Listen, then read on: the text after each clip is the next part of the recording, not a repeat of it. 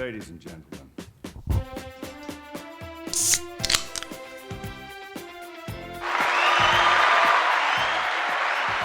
And we're back. This is Drew Sitswith, and I'm joined by Sammi Saint. Hello. How are you doing tonight? I'm good. Thanks for having me. Yeah, thanks for coming out here. Down south, I feel like I'm in Mississippi or something right now. Right? No, and you're just like 30 minutes outside the city, but not north. So we don't have to give away specific locations, but yes. Very cool town. It was nice to drive through. Yeah. Once I got off the highway and got the road rage frustration out, and I was like, oh, this is actually very nice. Yeah, when you're like on the highway and you see the minutes going up on your phone and you're like, I can't jump out this window, but... I know, and I feel so bad because, I don't know if you listen to the show, but over the years, people have been very late, or it really bothers me. So I'm very sorry that I'm late, because I would not accept this from anybody else, so I apologize. Oh, no, you're good. You're good. It just so happened to be the day where you could be late, and then everyone in my family, like... We work well with deadlines, and so because you were coming, you actually helped our house get clean. Because we had to clean it for next week, and then it was just like, oh, he'll be here in an hour, and then we just went on a cleaning frenzy. So I gave you a little bit extra time. Yeah, it helps. It really helps. Good. What's the next week? What's the next week? Yeah. What's it looking like? Kind of a mix of stuff. I got a lot of gigs coming up. I'm promoting a song that I just put out called Melancholy. Like the feeling? Yes, like the feeling. Yep, like the feeling. All right. And very good. I listened to it on the way here. Thank you. Yeah. Yeah, it's a peaceful one. Yes, definitely. Yeah, and we just put out a music video for it. So I watched that's on YouTube. Oh, you watched it. All right. Of course. Yeah. Got to do a little bit of research for the show, I feel like. Totally. Yeah. Yeah, you just sit down and figure out who you're talking to. Very good. So I fly. don't want to disrespect you in any way, but who would you who are like your influences, or what is the song like? Like I was getting sort of a Lana Del Rey vibe, but if that's like, you're like, what are you talking about? Like, I apologize. No, there's no disrespect. Well, because everyone experiences music and art very differently. Sure. So I feel like you might listen to it and get that, which is cool. I've never heard anyone make that comparison. Dang it. Which is, no, it's okay. That's not a bad thing. But then other people say, I don't even, it's funny to me, I don't even exactly know what I was going for. I was listening to a lot of Fleetwood Mac. Okay. And some of like their like slowed down, like Landslide, like Stevie Nicks. Damn it. Yeah, no, but I imagine that Lana was probably inspired by other people, and like it's kind of like a constant cycle of inspiration. Yeah, right. Yeah. You were subconsciously inspired. Perhaps. By Lana Del. Well, not really. Whatever. You never know. Either way. I don't know. Things happen weird. No, so that's very cool. Have you put out any other music over the years, or was this kind of like the first thing you've dropped? Yeah, so it was a kind of a weird, I guess, life journey for me, if you will, which isn't it always these days. But yeah, I graduated from U of I in 2021 down in Champaign. Yeah, woo, bachelor's degree in journalism. And I remember I was at home during that kind of like gap year that a lot of kids get, where you're like, don't even know what applying for jobs is yet. And I had a degree in journalism, and I just knew in my heart I didn't want to read the news to people because I knew that it was going to make them sad. And it was kind of like, well, I didn't want to be like, and I have a resting smiling face, so I would never make that delivery. Yeah, I would be like, and today, and then something horrifically awful. But anyways, but I always loved singing, and I actually was working on a podcast, and then I was recording vocals on the podcast sometimes just for fun. And then before I knew it, I figured out how to write songs, and I put out a song called American Girl. That was my first song, and that came out 2 years ago, I want to say. Okay, cool. I'd actually have to look at it. It might have been 2022. Okay. Yeah, and that was the first one, but that was a lot more pop. And that was initially like, I love a good pop star, like, and I think it's so fun. I think it's so joyful, and I like to like emulate a lot of that stuff.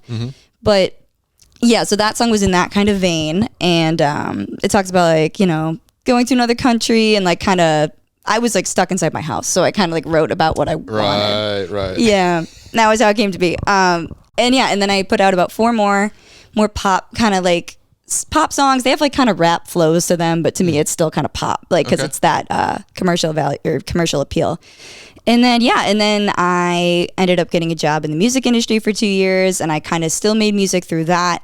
And then I made the transition from business to now like wanting to be an artist and doing the live side of things. And then I was, stuck at home for a long time and started leaning a lot more into like kind of like the folky indie style that Melancholy gives, and what future stuff will probably give too. Cool. Yeah, it's been cool. And that's also the cool thing, is that you can make different kinds of music. You don't have to get stuck into one vein or another. Yeah, so that's awesome.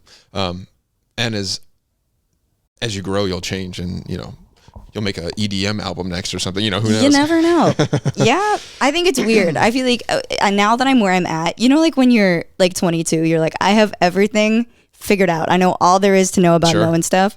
And then you turn 23 and you're like, who the was that kid? Like, I feel like that's like how every year is with music too. Like, I liked what I made with like the pop. And then it's like now that it's been like a couple years later, it's like it doesn't resonate the same way. And that's like, I'm trying to write more now from like the heart and kind of like what's more honest for me. Yeah. Instead of just like a fun anthem that like, not that there isn't a place for that, but I think something that's more meaningful. Maybe? Yeah, more meaningful. Cause I think my natural personality, I'm kind of like, I am like a deep person. And I feel like I kind of skip small talk. I like to talk about like deep things, and I don't know, I like to get into it. So I needed music that mirrored that part of me. Yeah, no, I love that. I grew up listening to like Bob Dylan's like one of my favorite musicians of all time. I love Bob Dylan. But anyways, classic rock, all that sort of stuff with my dad and everything. And then in high school, rap was just so big. I mean, it's like that was like the best years of rap. Everything. It was so fun. So I just totally stopped. Maybe not stopped listening to that kind of music, but my attention was elsewhere. But now country music is so big. I feel like overnight too, and rap music sucks. So it's like, doesn't it? It's terrible. We talk about it on the pod all the time. Yeah. Yeah. Okay. So see, and there is no original thought, because I remember the guy that connected us. His name's Ryan McGee. Yeah. And he runs like a underground playlist. Well, a playlist in Chicago for underground artists. And like I feel like we talk about that. I talk about it with other coworkers that worked in music, where it was just like. Not everybody, of course, but yeah, so much that's coming out now. It's just, I don't know what shifted, but it's interesting because it started feeling like it wasn't as enjoyable anymore. That then country explodes. Maybe and it was like oversaturated, like everybody was trying to be a rapper. I don't know. That makes sense. But, yeah. But yeah, the fact that country music is so big right now, obviously that's going to pop too. At some point, it's going to go back to whatever, or who knows. But point being, I think that music is also more meaningful, or has a little bit better of a message, you could say. Obviously music is music. It can be about whatever, but it does feel like a little bit better to be listening about, like, to a love song versus like a song about I know, all the bad things. Yeah, I think that too, because I remember I was listening to rap and it got to the point where I was like, I don't want to hear this same story again. Sure. And that's like, because it kind of felt that carbon copy. But it's odd too, though, because like music got to a point that it was super manufactured, where everything was perfect, at least in like more like the pop scene too, and now we're getting this like really old influence in songs.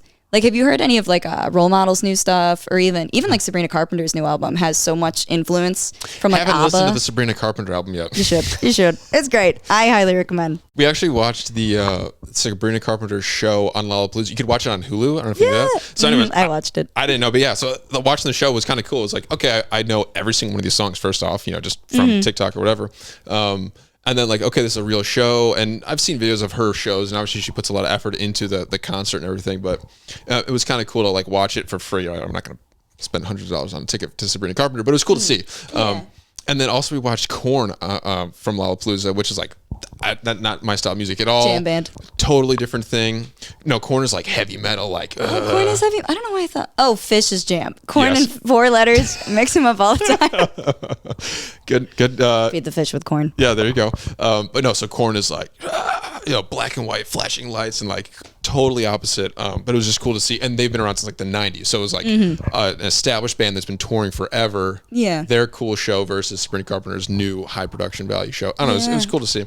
But so back to your live shows. You're playing with Colin, I think you said his name. Yeah, right? yeah. Colin's he plays guitar in our duo, which is just Sammi and Colin. Super simple, but yeah, we met.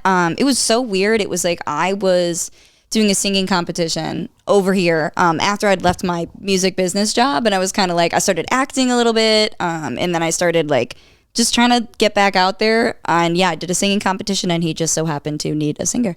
And we connected, and now we've been playing live for 9 months, and we're almost at our 50th show together. That's awesome. Yeah, it's crazy. I didn't realize that there was such a market for live music.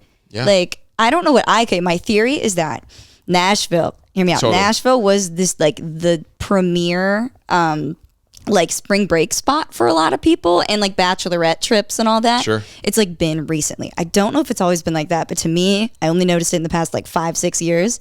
And I feel like COVID forced a lot of people to Nashville in general. That was like one of the only, it's because it was Republican, so like people could, the bars were still people open. Going out more. So you could go out there. So I think that is, and then also there's like no state tax or something. I can't remember. Oh, okay. So it's cheaper to live there, I guess. So I think that's might be part of it. To your point, I haven't thought about that before, but that totally makes sense. Yeah, to me, it just felt like everyone got pushed out there, and then they saw how much live music goes on in Nashville. Every single bar. It's so electric. Like, and then I think I don't know, or like it just seems like it's been pulled back here more and more, and like, we don't really have we've been really lucky that like we play a place and then we get booked again, and then we're playing like, we play a lot, and it's been cool like getting used to live. Like I always grew up doing everything like on camera. Like I just, it was journalism at one point, then I was in musicals, then I was acting, singing was sprinkled in all those, but to actually like play together is like a different experience too. I'm sure. Yeah, and playing for like a long time too, because you play, like I'll sing for 3 hours. Oh my gosh. Yeah, it was hard. It was something you don't think about. Like, water. That is crazy. 3 hours, oh my God. Well, and I had this issue. You ever heard of muscle tension dysphonia? Of course. No, I've never heard of that. No, it's so weird, isn't it? You want to try to say it? Muscle tension dysphonia. Muscle tension. I messed up the easy word. Muscle tension dysphonia. Yeah. So what happens? Basically, I was singing, and then and like speaking a lot, like performative, and it got to the point where I had all this pain, like right there. Weird, right? Yeah. And you're like there. So at the time, I'm like, oh my God, did I like tear a vocal cord? Like, what's going on? Like, because you don't think about like it as being athletic, because you're like it's a muscle. Yeah, which it is, right? Yeah. But so I went to a ENT, like ears, nose, throat doctor. Yeah. And he was like, your vocal cords are perfect. I'm like, wonderful. So what's wrong? And he was like, yeah, you have muscle tension dysphonia, which means I was on my placement, which is like where the sound's like coming out. As I say that, I'm speaking better. It's supposed to come out like nose, cheeks. It should be like vibrating all around here and then coming out when you speak too as well.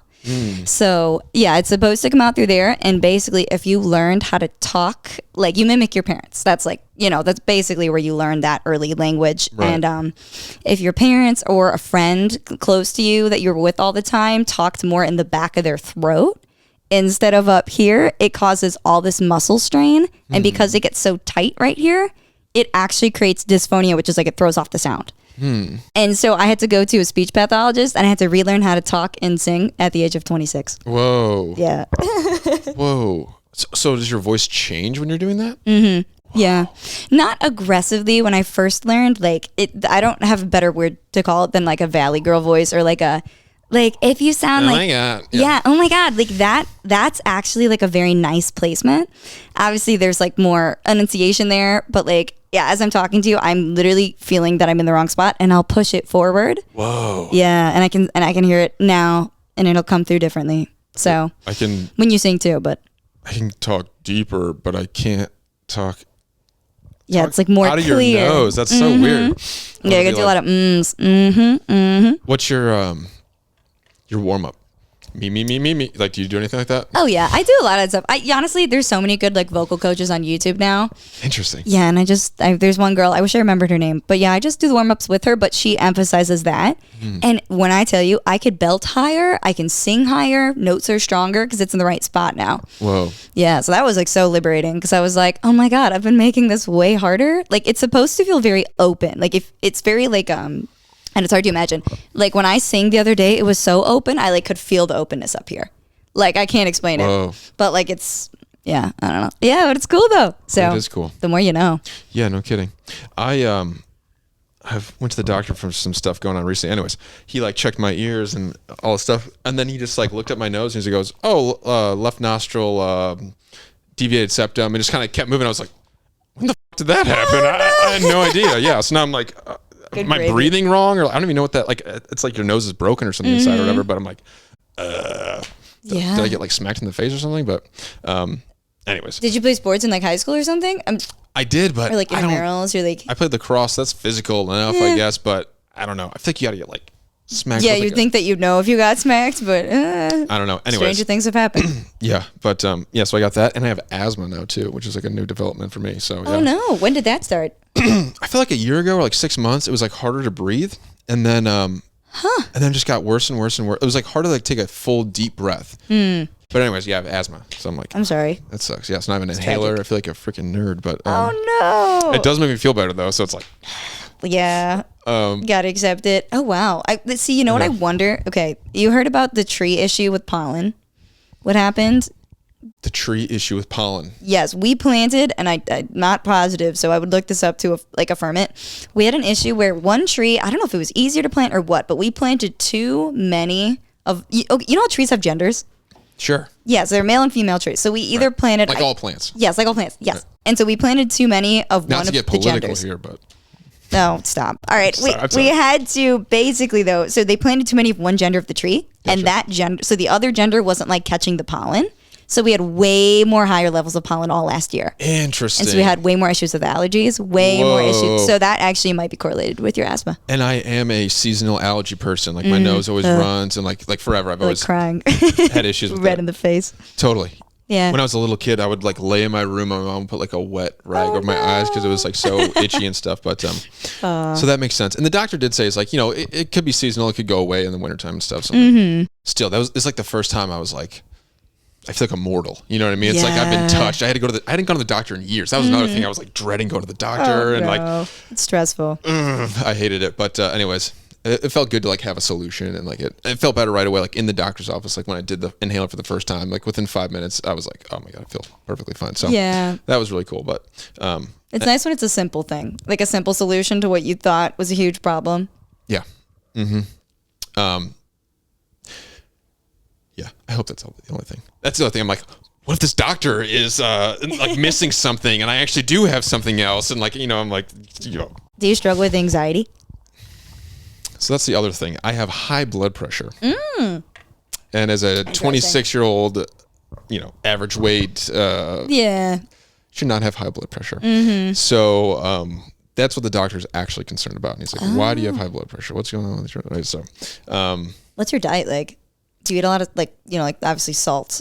And right. Like, and I brought that up to him too. I was like, what about my diet? And so I was eating bacon every single day. Oh. So that could be part of it. But he looked at me and he's like, it's not the 2 pieces of bacon you eat every day. So too young.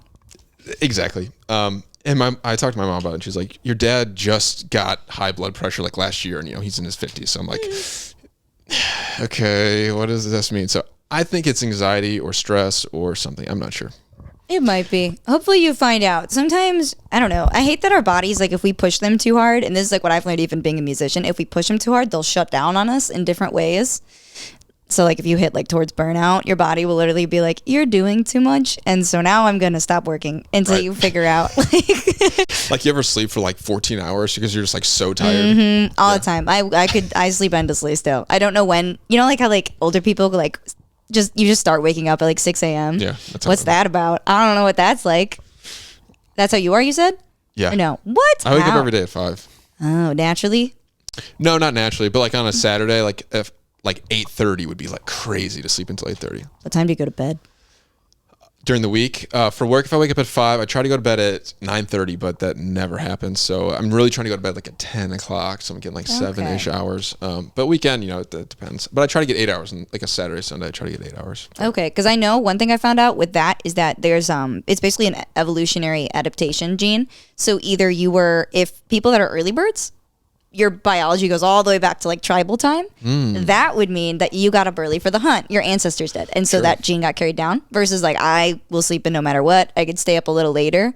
And that meant that my ancestry, that line, those people would stay up late and keep watch. So they weren't getting attacked. And so that's why they think we have that like sharp divide, because it's weird how some people There is morning versus night people for sure. And I love going out late at night. Like I love doing that. But my body just like naturally...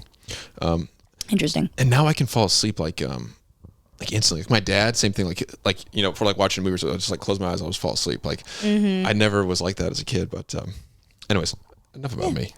More about you. Interesting. So are you playing like mostly bar shows, or like what are these shows kind of like? How many people? Like what are you doing? Yeah, it depends. Usually like bar and restaurant. So yeah, it just depends on the venue. Like we played out in Naperville. Cool. At a place called Potter's Place, I believe. And we like that was packed. That was probably 100 people. Cool. Yeah. So sometimes it's big, and then sometimes you're at a bar and there's like 4 people and you're like, well, We'll make it work. You're less of a show, more of like just the entertainment for the restaurant. Right. Which works too. Both have a place, yes. Yeah, and you get paid. So like, I don't, getting paid to sing is very nice. Artistically fulfilled, I'm sure. Yeah, it's nice. It's like that's cool. Different types of challenges and like whether it's a different type of song or a different type of genre, because we do like all different covers too. So it's like I assume it's mostly covers, right? Yeah, mostly covers, and then for we a bar show sprinkle in my originals, and then when we can though. But because a lot of my stuff is more like fast paced, kind of like my older stuff right now is more like poppy and rappy. It doesn't transition good. Sure. And like rapping, you don't breathe as much. It's a lot harder actually, in my opinion, to perform than like a big belty song, because you get a lot more breath time. Interesting. Have you ever been to a rap show, like a real like concert? Yeah, I'm trying to think. I mean, I always think like Lollapalooza. Like I remember seeing Logic when like Logic was like That's at the height, Sure. Which is fine. Logic's a bad example because I bet that is a good show. But I was going to say most rappers are terrible concerts because it's like you said, it's probably hard to actually perform the song, and then also those kind like that kind of artist again is probably on drugs or like doesn't really give a fuck. Yeah, that's a tricky world of artistry, I think, too. Like, when you say, like, that person was probably on drugs, that is such a challenging thing, I think, that people face all the time that are artsy, or even, like, how do you get yourself hyped up for a show? Yeah, or you're nervous for the show. You need to calm down. True. Drinking is such an easy thing. Or, okay, I'll just have a drink on stage. And then that becomes, like, every single time you have to have a drink on stage. And then, I mean, I do a lot of shows with comedians. And same especially. That's got to be... Yeah. Oh my God. Trying to make people believe that you're funny is like, couldn't be me. It's a lot. Yeah. I know. And I thought I love stand up, and that's sort of why I'm doing this. But everybody else, it's like, why don't you do stand up? But I'm like, one, it seems really hard. And two, it's also like, look at me. I'm so important. It's like, I'm the one on stage. At least my thing, it's like, you have to sort of seek this out to watch the show. You have to like me enough to want to see it. Or like the stand up, it's like, you're like forcing people to watch you. Does that make sense? I don't know. Yeah. No, it does. Feels a lot more like self-centered and like, not that that's bad, but just for me personally. To you, it's and that's what I struggle with. When it feels like it's so in the ego, I get like, oh no, now like it starts to feel icky, and then I'm like, okay, like how do you make it a little less? Ego's tough. But at the same time, I mean, you're doing music and you're playing with somebody else. It's not like just you. Playing with somebody else made me realize that it wasn't nearly as much about me as I thought it was, including like having an audience. Because like, dude, I made like a biker cry the other day. It was awesome. That's crazy. Yeah, we were playing.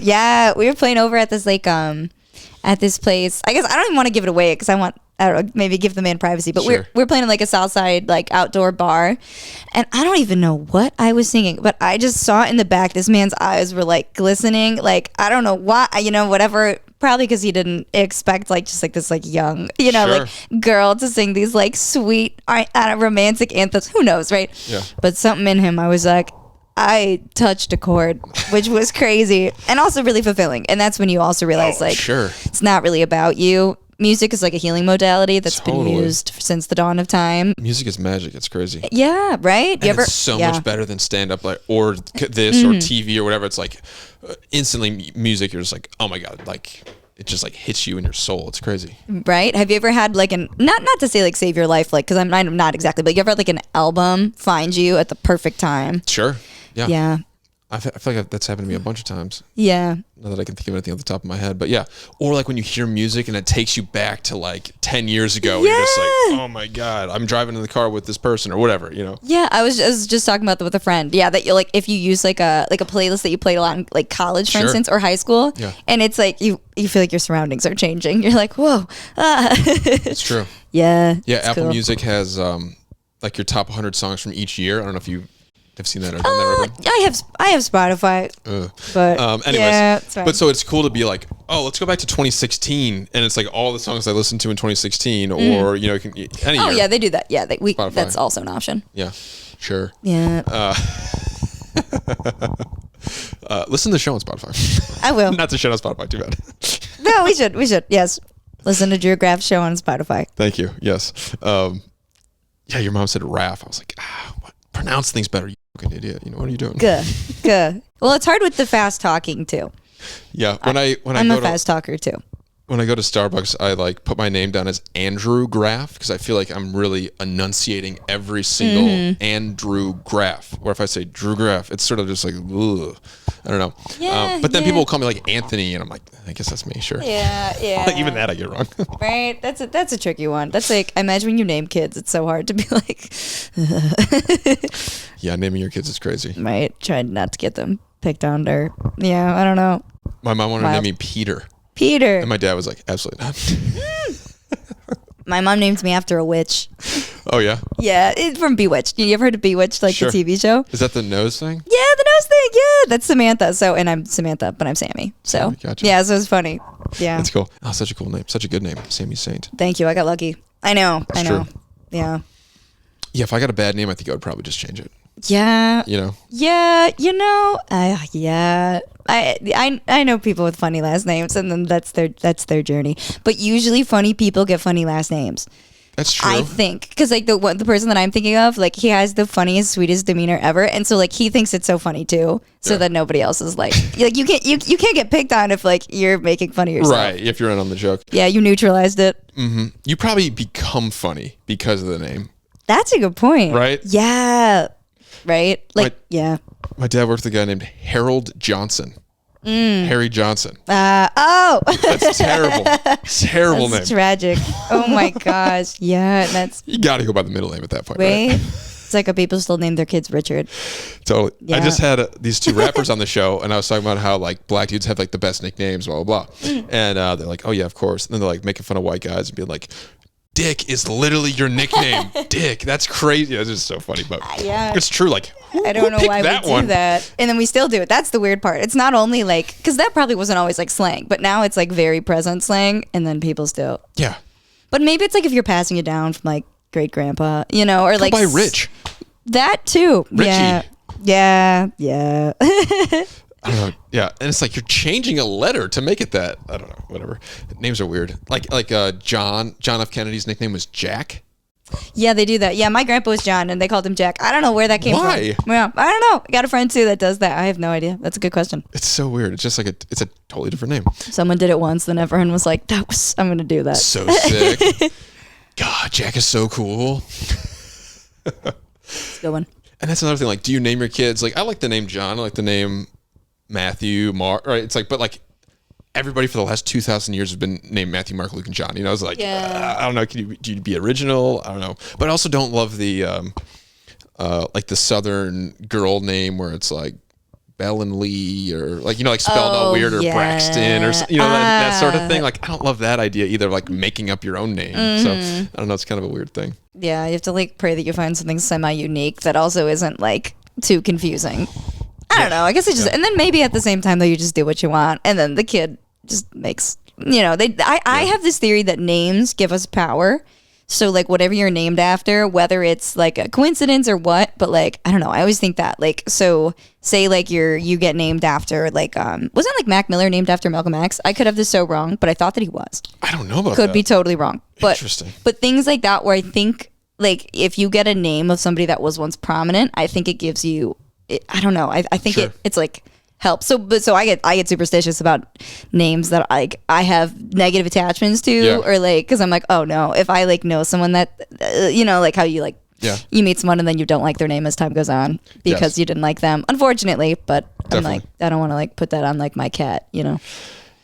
Sure. Yeah. Yeah, like I love the name Alexander. I feel that's such a strong, like Alexander the Great, right? It's like that'd be like a powerful name for a kid. Oh my gosh, or yes. Like Maximus. It's like how was Maximus not going to be like a bodybuilder? You know what I mean? That is a good one. But have you ever heard?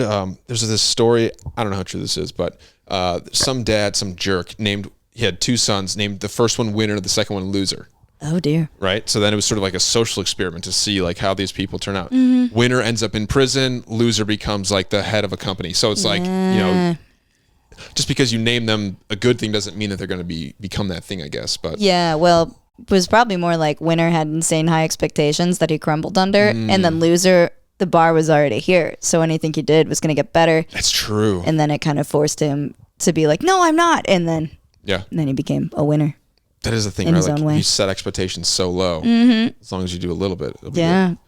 Sometimes it's nice. Take this pressure off. good. Yeah.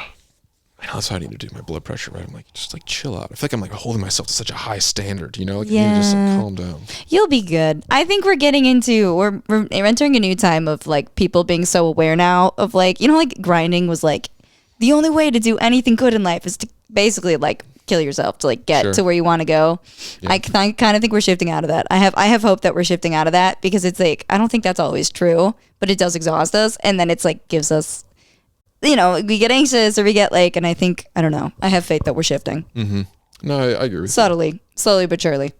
Yeah. What are some other music influences on you? Oh, yeah. I feel like a lot of different stuff. I grew up, I was probably first inspired to sing because I just like loved Ariana Grande. Oh, great. And like I mimicked her a lot.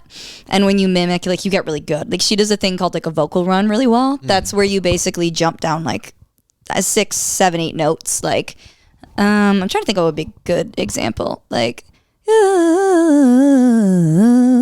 that. Like, you see, I'm going, yeah. So I mimicked her for a while. Cool. And then. Plus the red hair, I'm sure it was kind of. Yeah. Well, she doesn't have red. Oh, the Cat Valentine. Yeah, she did have red. Different type of red, but. That's true. That's not the same. Yeah. Oh my gosh. I could get into that. But yeah, I liked her. And then I remember in college, I listened to a lot of Ella Fitzgerald. And like Louis Armstrong, like that older stuff. Okay, interesting. And they sing super like kind of like I want to say regally, but it's a lot more jazz inspired. And so jazz is a lot more like playfulness and like vibrato. Vibrato is when you sing and you oscillate between 2 notes. So like I can't really zero right. boop, boop, boop, boop. Yeah, kind of like a fan running. Interesting. And so that kind of like had an influence there. And then when rap was really big, I loved Mac Miller and I loved Jack Harlow for a while. And so I like got really good at articulation from mimicking them. So that helped like sharpen up certain ways that I sang things. So I feel like a lot of things that I've liked have like influenced how I sing now. And then I love how Stevie Nicks sings. She's my icon. She's so great. I don't know. She's so cool. Such a great voice. Right? So unique, yeah. Yeah, and like kind of like whimsical and like I don't know. Totally. Storytelling. Very fairy tale storytelling, yes. Yeah. And it fit with the whole 70s like hippie thing, yeah. Oh, yeah. I'm so obsessed with that now. I've been listening to like, you ever listen to like Rumors all the way through like that? Sure. Great album, yeah. Yeah, that one's crazy because just when you think like you've heard all the good songs off that, then there's more. And like that's been, oh my God, so good. And then I've been listening to a lot of ABBA recently. Incredible. Yeah, that's so fun. Like just fun for the sake of fun. Very fun. And they got a lot of pushback back in the day. I was watching a documentary. I know, right? They're just like singing like Dancing Queen and everyone's because like, of like disco kind of thing? Yeah. Yeah, disco sucks. Yeah, interesting. Yeah, they were ABBA just mad was, that they were happy. Let's be real. Yeah, I always wonder what the disco psych things is. Do you know about Casey and the Sunshine Band?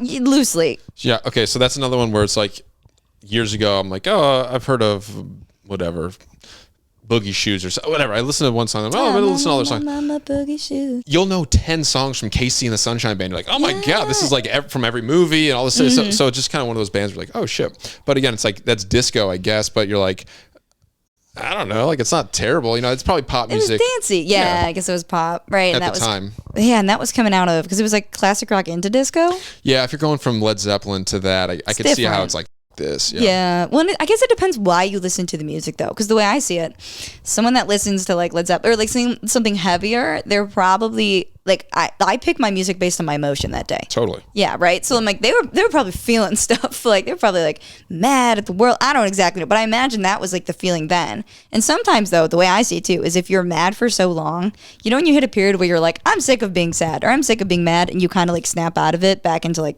a more joyful time, and then enter disco. So it was like, you know what? We're sick of being sad, so now we're going to start dancing. But if people weren't done over the bad, not even say bad vibes, because the music's incredible, right? Yeah. Like it's good in every genre, but I just think you can see like how, given the decade and given the time. Totally. Oh, wait, what else was it? There was another, you know what I was learning actually? I was up in Wisconsin at the PBR tour for PBR beer. Cool. And they were talking about how disco like destroyed beer sales because it was like the height of like people wanting to be like super thin and diet culture started. Oh. And so people started drinking like the fancy cocktails at the clubs, and That's then so funny. and they stopped drinking beer because it was like, and then introduced light beer exploded after that. Whoa. And it was like Bud Light and I think Miller Lite came second. Probably. That sounds right. That's insane. Yeah. It was the music that changed it. Yeah, it was like that party life, like the disco and the dancing Studio and the out. 64, whatever. Yeah, the showy outfits. Like, you want to look good. I still love beer. I still drink beer. I don't care. But You do? I love beer. Oh, that's so interesting. Yes. It's a unique thing for a girl to like beer, I feel like. Yeah, it is, which is weird to me because it's like, I don't know why. It's a drink that's been around for 3,000 years. Right? And I like a good beer. Guinness is my go-to. Of course. Yeah, I love Guinness. And some people hate Guinness. Like my best friend hates Guinness. And I'm like, I don't know why, because it's like a coffee beer. And I love coffee. So, I don't know. That one too, but that's like, it's also lower in alcohol content, which is helpful because I'm not the biggest person in the world. So then it's like, I'm making sure I'm like a little more in control. But that's the other thing. Girls, I feel like, are like, oh, it makes you bloated or whatever. But it's like, yeah, but you're a little girl. Like, you drink 2 beers, it's like you're good. You know, what is bloated? Like, yeah. But it's not like you're a man where you're gonna drink 10 beers in a night. You know what I mean? Like, you're not consuming that much beer. That is astonishing to me. The way my friends, the way that they can like delete beers. Oh, it's the best. It's my favorite thing. Yeah, and it's so funny. We have like one of one person that it's like they literally like, it's just funny, we won't even notice why the beer's gone. Like we'll be like, is that your third? Like, yeah. I'm like, where did 1 and 2 go? Like, yeah, right. But it's fun. I mean, but you're that much bigger, so like it obviously makes a difference too with like just tolerance. Yeah, definitely. But I come from an Irish background, so sure, I'm a heavy hitter sometimes. That's fun compared to most people my size, I think. Or that's like that. Yeah, it's like I don't know. So are you a coffee or a tea person? I am a coffee person. I'm drinking tea right now because it's late, but sure. I know you offer coffee, and I was kind of like, I do a coffee, but yeah, you get one for the ride home though too. If you got to stay awake, okay. No, too much, then you won't sleep. It's the worst. I wonder about the blood pressure thing. Oh yeah. I don't know. Is that a thing? Yeah. Like I was never really an energy drink guy, but like I feel like that can't be good for your blood pressure. No, energy drinks are just shit for you, unfortunately. Yeah, I know. You drink them and you're instantly like, oh, I have to diarrhea. You know, it's like your stomach is just like destroyed. I don't know. Yeah. It's like fake sugar, you know? Well, and it like messes up your body's ability to create energy over time because it relies on it. Duh. Yeah, but coffee doesn't the same way because it's really just the caffeine, and all the caffeine does is block your melatonin. And that's why you wake up. Whoa. Yeah. Isn't that cool? Is that really? Mm-hmm. Oh my God. Yeah, that's like, it's a kind of a simple little flip, but. This is worth coming all the way out here just for that. Yeah, that interesting. Caffeine blocks melatonin. Mm-hmm. Specifically coffee caffeine or just caffeine in general? Oh my God. But there are different types of caffeine. So like I'm drinking green tea, so this is a slow release caffeine. Whoa. Which means over time and that's why there's something else in it and I forget what it's called, but it also has a calming agent in it. It's like 2 things kind of work together, but it'll release over time. Right. So you don't get that like thing, I'm gonna die moment when you like take that extra sip of coffee that your body didn't need. Which sometimes I like that feeling. I do too, though. But most of the time, right, you don't want that. Yeah. That's so interesting. Mm-hmm. To me, I never really got into tea. Like I like an iced tea, like my family every family function would be like sweet tea. Somebody would always make like it's really sweet tea. I like just plain regular iced tea with a lemon in or whatever, not sweet tea. Yeah. I like it all, but to drink like a hot cup of tea, I never really do that. I don't know. Yeah. I only do it once in a while, like if it's late at night. But I'm trying to get better about it because like I feel like I've been learning more about like roots and like herbs and like they have like profound impacts on our bodies. Sure. Homeopathic, is that what it's called? Like yeah, naturopath probably, or like but certain things like cinnamon is so good for your heart actually. So as far as your blood pressure goes, cinnamon's a great thing to add to stuff. Make sure it's like organic or like it gets from a good location just to make sure it's actually like pure. The Walmart cinnamon might be. Yeah, it might. I'm not sure. Yeah, probably. Cinnamon I don't know. Flavored powder. Or something. Well, and you'll buy. That's nothing's worse than thinking you bought something healthy and it's like packed with sugar. Like, and you're seriously, like granola bars if you like don't get the right ones. Yeah, if you're not careful. Yeah, definitely. Yeah. I just like the idea of like just steeping the hot tea bag and the thing and you're like reading a book. Like that idea seems cozy. So nice to me, but like I've never done that before. Yeah. I try to force myself now. I've been trying to get myself out of, I call it like squirrel brain.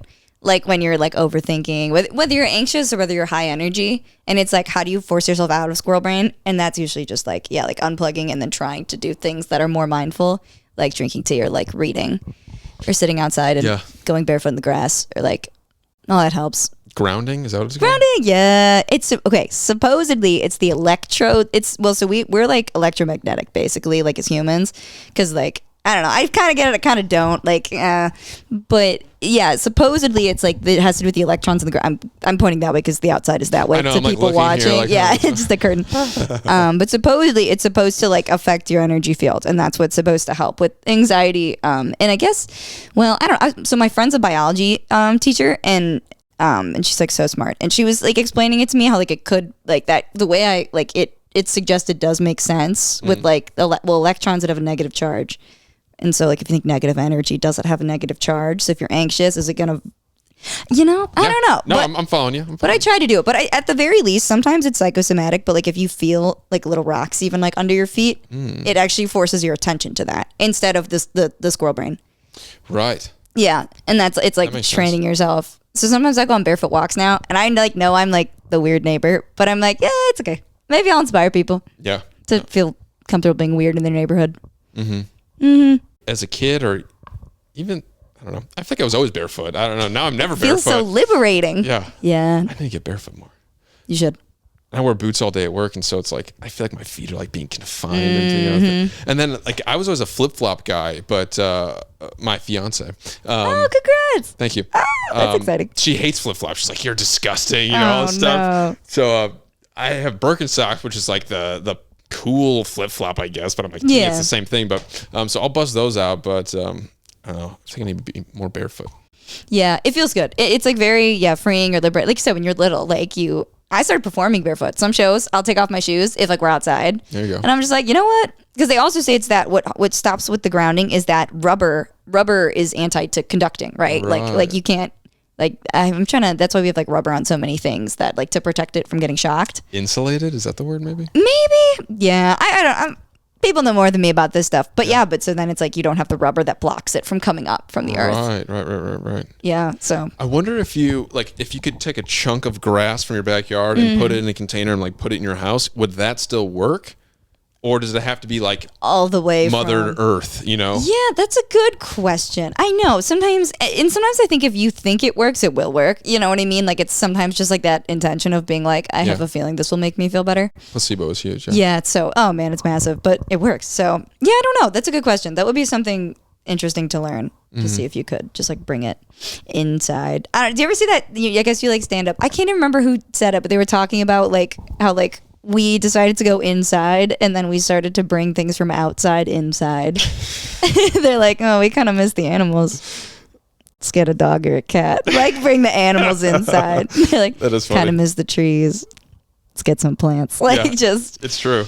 Yeah. It was funny. Yeah, you're decorating your house. I forget whose joke that was. Like I could see it and then I'm like, I'm sorry. Oh no. But yeah, that is funny that people decorate like. I guess it's a picture of a house, but it's a lot of trees and stuff. It's like you're still trying to like bring everything in here. The house plant, the cat. That is the cat. Yeah, we have a cat running around here, Josie. She's my new baby. Did she disappear? Yeah, she's a little shy. She's still new to the house, so she's getting adjusted. But I have faith. She only bit my dad once, so. How much was the cat house thing? What is that? Oh, it was a package deal. Someone had to leave, and unfortunately their new place didn't take pets. Gotcha. So it was like a free cat deal. Like I got the cat free. We have a little cat house over there that she lives in, and then sweet. Got a lot of other, I think, free food, and so she's just been chilling. It's impressive. Yeah, getting used to the weirdness. Yeah, I just moved out maybe like a year ago now, but oh, good for you. Thank you. Quite the challenge. Yeah. I bought a shitty condo and then I like fixed up the bathroom and like did the kitchen and stuff like that. So nice. It was a labor of love and it wasn't that expensive. But anyways, we're kind of at the point where construction is done and blah, blah. And so she's like, we should get a dog. And I'm like, we just got our life back together. Like there was like a month where like we couldn't even shower there because like there was no, whatever. But so I'm like, we're just gonna like throw a freaking grenade into our life right now and get a dog and like schedule and all stuff. The cat seems a little bit more doable. That's how the cat, they don't even like want to hang out with you. Right. Not 80% of the time. Like versus the dog is like, even though they're so cute, but it's like they're very much like they're a toddler and they're like, give me your attention. Definitely. I'm gonna trip all over the floor. I don't know how to go to the bathroom. Like cats like instinctually are like litter box. So yeah, litter box is sweet. And everybody in my neighborhood has dogs, and like everybody's walking their dog all the time. And like I love that idea of like, again, I'd love to be able to go walk my dog, but then it's like I don't want to have to walk my dog. See, and that's where I'm at. It's too much. It's too many tasks in my brain to have to go in and take a dog out. And even like I said, I love them, but no, I can't do it. Yeah, and you at least have a backyard. You could like let your dog out in the backyard. Yeah, I would have to walk the dog, which again, that's not terrible, and maybe that'd be a good thing. And maybe the pros of owning the pet would affect my life better than the cons of the dog. But that is true, and you don't know how you'll feel. It's like those funny videos that are like dads with the pet they didn't want, and they're like sitting on them like. Yeah. Well, that's the thing. She's like, well, what if we just like foster a dog for the weekend? I'm like. The dog's never leaving once we foster a dog. That's your dog. Are you kidding me? Yeah. That's your dog. Yeah. So. Yeah. We'll bond see. with it. I do want to get a dog, but I'm like, let's just wait a little bit longer. Like a lot of our friends have French bulldogs, and it's like, it's cute and whatever, but it's like you said, a toddler. That's like a freaking 2-year-old. You know, it's like that's very needy and you can't like medical go issues. out. Like you can't go out at night with your friends because you got to get back. They're on like a maybe 4 or 5 hour time slot where they can leave, but they still have to go back, or they're trying to like bring the dog over or whatever. And it's like. We're hanging out. We don't want your dog running around. Yeah, you know? It's hard. It has to be the right time. I think you got to be like your own house. I don't know. That's how I feel. Like your own house, like your own space. You have to know that you're not leaving the house that much anymore, and then it's better versus being like our age and still like I don't know. Like I mean, obviously, like I spend the weekend at like my friends and my boyfriends. Like you know, like always being out and about. So it's just like I can't. Unfortunately, I can't come home to a pet like that. But yeah, I mean, it's like having a kid, right? It's like you're kind of changing life. It's not the same as a kid, obviously, but. Yeah, but it's a good stepping stone. You're getting closer, yeah. I saw someone that said, if you really want to have kids, get a dog. And if you really still want to have kids, get a second dog. And then if you still are lonely, then have kids. Yeah, that's a good point. I don't know. Part of me is like, maybe we have kids first and then get the dog. Get the pet when the kid is like 3 years old or something. Yeah, so they have like a childhood dog. Yeah. That is it's a nice memory. Did you have a childhood dog? I did, yeah. Yeah, and I loved it, yeah. Mine had this color hair, so it was funny. She fit in the family perfectly. That is cool. Yeah. Are you guys all redheads? My dad is. I am. My mom's like auburn. And then my sister has like super dark brown hair. So I don't know how. Interesting. Yeah. We're split. Do you dye your hair at all? I know girls. Not at all. No. Wow, that's very cool. I refuse. I used to have dreams where I would wake up crying. Like I would dye my hair blonde in the dream. No offense, not like obviously no offense to blondes, but I would dye it like a certain color and I would wake up and be like, I would literally feel tears on my face. Like I was like, it's so quintessential to like who I am. Yeah. Definitely. I don't know. It just always has been. So yeah. Yeah, people like make fun of gingers or whatever, but I always thought it was so cool because it's like it's like you said, it's what makes you unique. It's different. Yeah. Yeah, I didn't deal with that, so I got like lucky. But I also am not like I'm like a soft ginger, if you will. I don't have like a lot of like freckles and like. Yeah. Not that really makes a difference. I'm sorry right? I didn't brought up the G word. That was rude of me. I shouldn't have done that. No, it's okay. You know what's weird is that around here it's like an endearing thing. I feel like in like the U.S., but I think over in like Europe, I think that's like a nasty word for them. I think I'm not positive, but I don't know. From what I've understood, like it's like not nice. You know, I'm so used. My sister calls me Ginge, so right. Yeah, that's how I meant it. Yeah, endearing. That's fine. But also like as a woman with red hair. Very different than a man with red hair. I feel like men can be like ogres, where like women, it's not even the amount of ugly whatever. We don't need to break it down anymore. But point being, I think red hair is cool, and I don't think we have any redheads in my family because it's like recessive gene, right? It's like your family has to have it. Yeah, basically. Well, so like twins. Yeah. Yes, and then it has to get passed down. It was like it's a genetic mutation that gets passed down. So. That's kind of like how it happened. I don't know. I think that some people think it came from like the Vikings. I don't know. There's like a lot of things, but I don't understand exactly, but there's a protein called MC1R that I think is on one of your genes. If you know more about biology, like that would be more helpful in terms of like someone that could actually comment on this. But everyone has that MC1R in their bodies and it pulls out the red pigment out of your bodies. So the mutation is that you were born without it, I believe. And so that's why like there's just like red tints everywhere because it never pulled out the red pigment from your body. Interesting. Yeah, but it's weird. Redheads. It's interesting to learn about the history. Yeah. Yeah, because they were like believed to be like vampires, like back in the day. Whoa. Yeah, there's like a ton of like speculation That's cool. around them. Yeah, I know it's cool now. Probably not cool back then. Scooch away. And there's more. The most redheads are in Scotland. Is that right? Or England maybe? Like you think Ireland? It's like Sweden. I think it might be Sweden. Oh, you said Vikings. Yeah. Yeah, but because it would have been the Nordic Yeah, for sure. Yeah, apparently, yes, it's more Swedish, I think, than you see in Ireland. But I've been in Ireland and I've seen redheads in Ireland. So. Well, yeah, of course, I'm sure. Yeah. But yeah, like the stereotype would be like the Irish guy with red hair. That's interesting. That's Vikings. Yeah. Yeah. Isn't like you guys can like tolerate pain more? Have you ever heard about that? Oh my God, dude. You know what the problem? Okay, apparently you have a higher pain well, it might be, it's the pain tolerance confuses me because I feel like I've read both, but one thing that is completely true, anesthesia, right, I need more. And it freaks me out because like I had to get like a endoscopy to like check out my stomach. Everything was fine. Yeah, so fun. And I was like, yeah, Jeez, you had to top my story. Thanks. Yeah, no. All I had was asthma. Yeah, I just remember that I was like, you're in your head about it. You're like, I'm gonna go to sleep. And I'm never coming back. Like the day before. Oh, it's so bad. And like, yet it's like a normal procedure and you're like, fine. But I just remember though, like and then I had to get my wisdom teeth out. And both times I'm like talking to the anesthesiologist at the surgery. I'm like, you see this, right? So you know what you got to do. Like, cause I'm horrified. I'm going to wake up mid-surgery. Ooh. And when I got my wisdom teeth out, most people are out in 2 seconds. Took me 10 minutes. And I remember the nurses walking back and the problem is my body will go.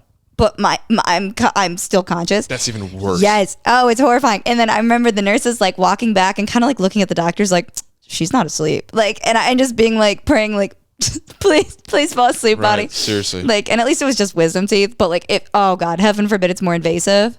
But yeah. Yeah. And they say they just give you a little extra and they just monitor you.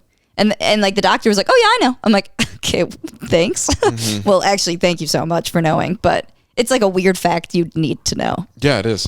But yeah, I'm sure Observe that's like day hair. one of anesthesiologist school is like redheads, higher pain tolerance, So. Yeah. And then but yeah, that's interesting. So weird. Yeah, just an odd one. Which means though, and that's what I wondered though, as far as that, like, because I think, I don't know, like the MC1R thing or what, I don't know, there's got to be more things on that, like whether it's, I mean, that's a protein, but like genes or like whatever, because, like that comes with that. But I also read that we synthesize vitamin D more than other people. That confuses me because I don't know if I really feel that. And like I still take vitamins and stuff and they make me feel better, but that's apparently I would assume that paler skin would mean that you would process vitamin D. Well, no, I don't know. Because you'd absorb more from the sun because you're not. Because you have less melanin in your skin. Right. Okay. Yeah. So I don't really know why I would need to make more. I'm trying to math this out in my head. Interesting. Unless it's because the sun would burn me more. And so it's more beneficial if I bake my own vitamin D and stay out of the sun more. Maybe. I'm not sure. I'm curious. I just read that in like probably like 10 facts about gingers, like one of those articles. Right, you're like half scrolling. Like, yeah, I'm like, whoa. On the toilet. Yeah. Instantly forgets where it's from. Like hides in the subconscious until this exact moment. Exactly. Yeah, that's what this show's about. Okay, so let's do like one final plug of your social media and where your shows are at, where you can find the YouTube stuff, do all that stuff, and then we can get into doing the performance, right? Okay, yeah, sounds good. All right, okay. My name's Sammi Saint. You can follow me on Instagram, TikTok, Facebook, YouTube, under Sammi Saint, SAMMI space SAINT. And yeah, I have a new song, Melancholy. It is moody. It is validating. It's sad, but it's happy. And I hope you go ahead and listen and check it out. All right. Quick intermission and we'll be back.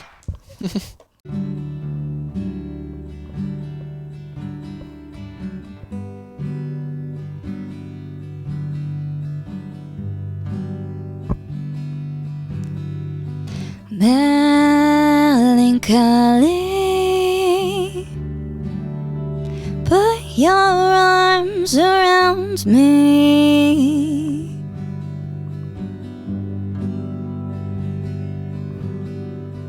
Did they tell you sadness wasn't cool?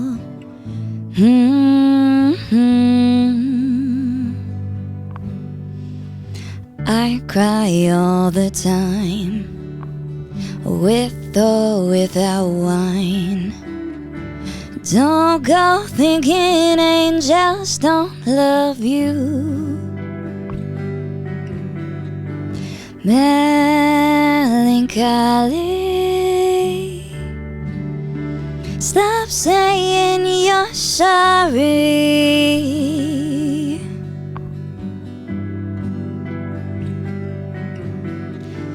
Just this one time, you can take up room.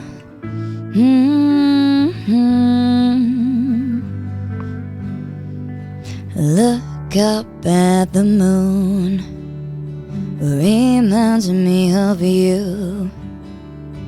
Beautiful still through all this darkness. Let yourself dance, make art out of your pain. Smash a piece of glass, my dear, you can act insane. Pull back the layers, you don't have to be numb. It would have ended anyway, no need to say you're dumb. It's not true, someone lovely's gonna end up with you. It's not true, someone lovely's gonna end up with you.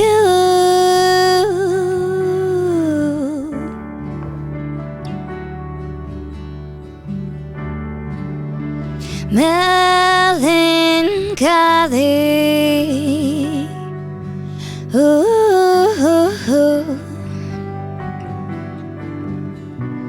Let yourself dance, make art out of your pain. Smash a piece of glass, my dear, you can act insane.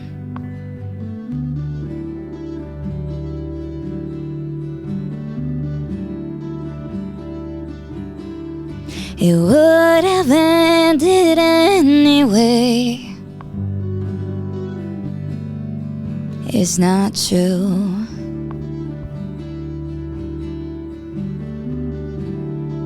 Melancholy, someone lovely's gonna end up with you.